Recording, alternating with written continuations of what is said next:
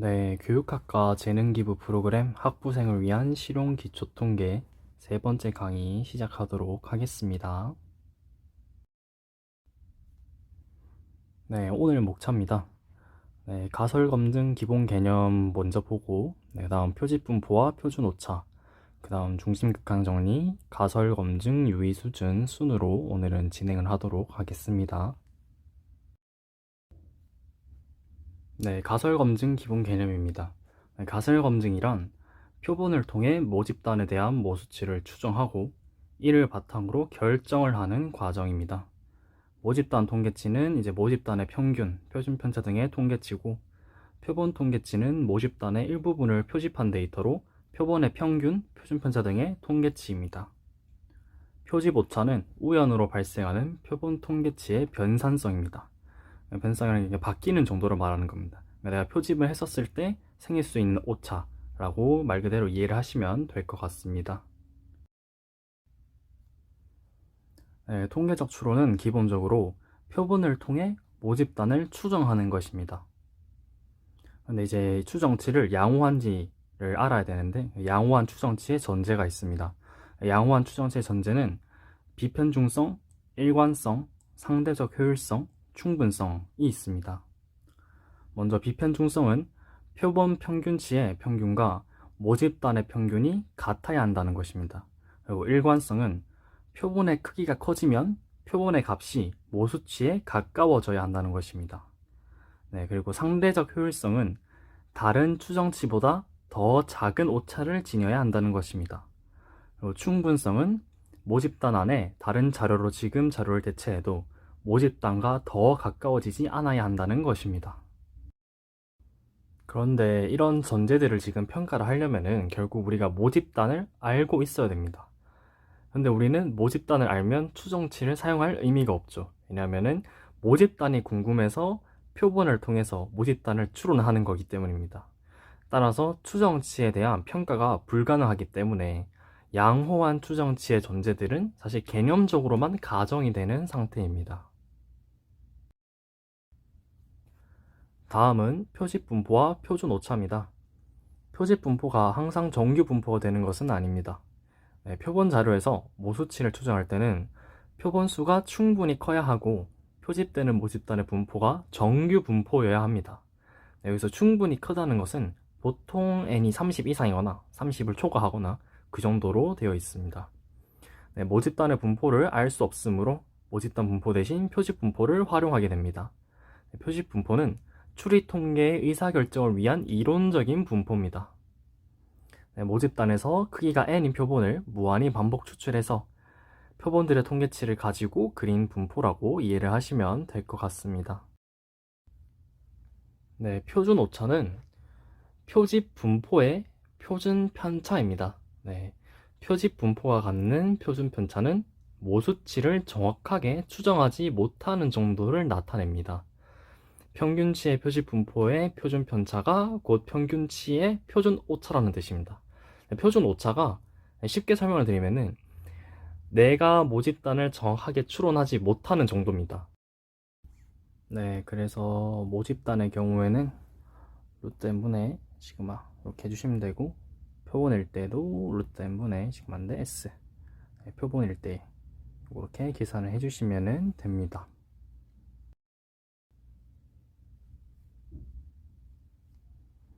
네, 그리고 다음은 중심극한 정리입니다. 중심극한 정리란 임의의 모집단에서 랜덤 표본의 평균의 분포는 정규 분포를 따른다는 것입니다. 표본의 크기가 충분히 클 때 모집단 분포와 관계없이 정규 분포를 이룹니다. 네, 일반적으로 모집단의 모수치는 알 수 없으므로 표본에서 얻은 통계치를 이용해서 연구를 하게 됩니다.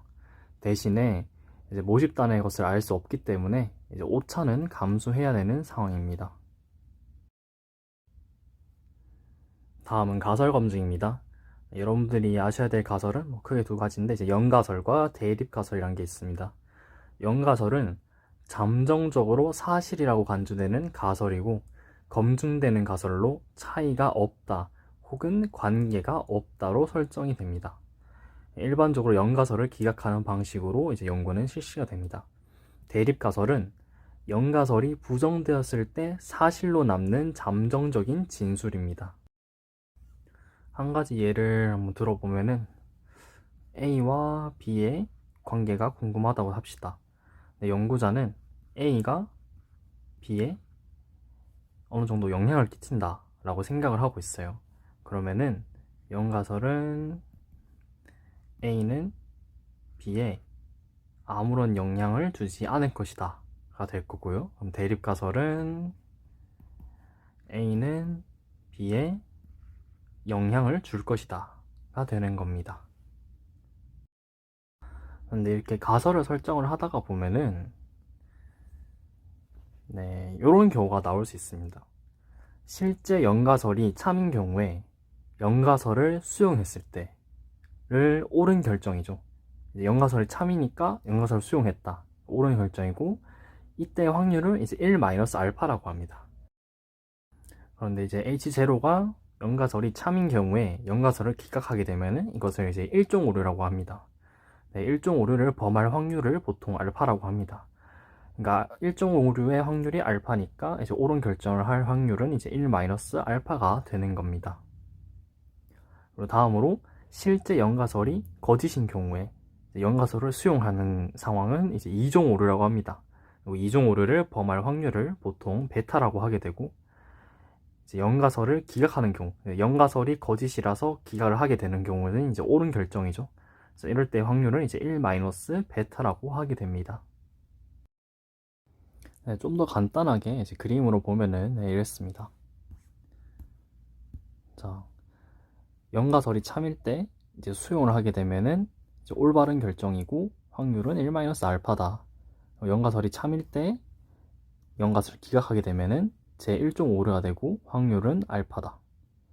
연가설이 거짓일 때 연가설을 수용하면은 제2종 오류가 되고 확률은 베타가 된다.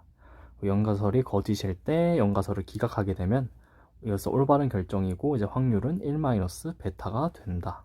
이렇게 이해를 하시면 될 것 같습니다.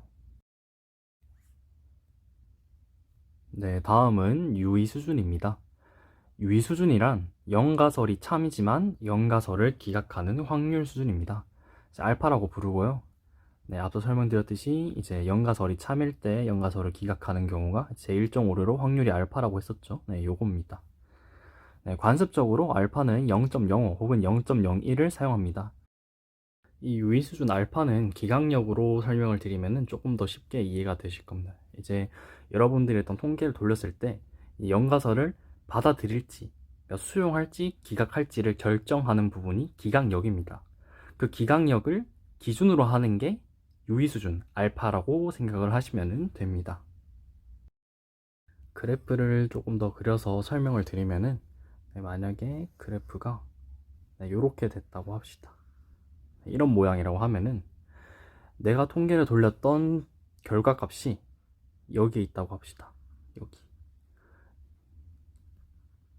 그리고 유의 수준을 알파를 0.05로 설정을 했을 때 알파 이퀄 0.05의 위치가 여기라고 합시다. 그러면은 이 0.05인 것보다 밖에 있으니까 여기가 기각력이 됩니다. 기각력이란 건 즉 연가설을 기각하는 영역입니다. 그렇기 때문에 여기보다 안쪽에 있는 경우에는 이제 연가설을 수용하고 밖에 있는 경우에는 연가설을 기각하게 된다. 이게 사실 알파의 가장 큰 핵심입니다. 네. 알파 이퀄 0.01은 똑같습니다. 그냥 단지 그 기각력을 좀 더 엄밀하게 하겠다라는 뜻입니다. 0.05가 여기니까 뭐 0.01은 뭐 여기쯤이라고 했을 때 만약 알파 이퀄 0.01을 기준으로 잡게 되면은 제가 찾은 이 데이터는 이제 연가설을 기각할 수 없게 되는 겁니다. 왜냐하면은 기각력이 여기인데 데이터는 지금 값은 여기 나오기 때문입니다. 그리고 이러한 검증을 할 때 이제 방식이 두 가지가 있습니다. 그게 바로 이제 양측 검증과 단측 검증, 양방 검증과 일반 검증이 있는데 지금 제가 요걸 한 거는 이제 단측 검증, 일반 검증입니다. 조금 자세하게 설명을 드리면은 양측은 말 그대로 양쪽에서 검증을 하겠다는 거예요. 네. 제가 한 거는 이쪽 부분만 검증을 했지 않습니까? 이쪽 부분만을 0.0으로 설정을 해서 검증을 했을 때 기각을 하겠다라고 했었고, 만약에 양측 검증을 하게 되면은 여기랑 여기를 둘 다 검증을 하겠다는 뜻입니다. 네. 또 잠깐 그려서 설명을 잠깐 해드리겠습니다.